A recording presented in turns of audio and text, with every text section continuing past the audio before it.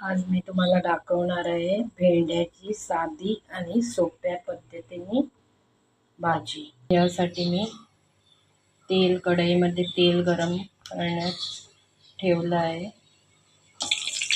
आता त्याच्यामध्ये मी थोडंसं जिरं आणि थोडेसे मोहरी घालते।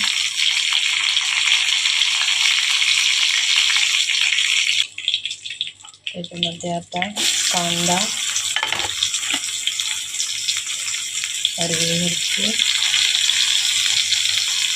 आणि टोमॅटो टाकते।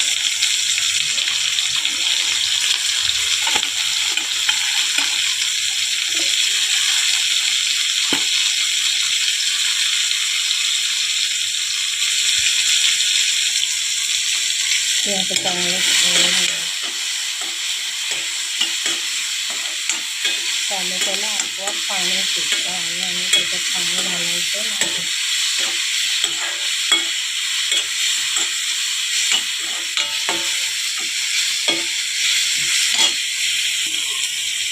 आता त्याच्यामध्ये भेंडी टाकायची।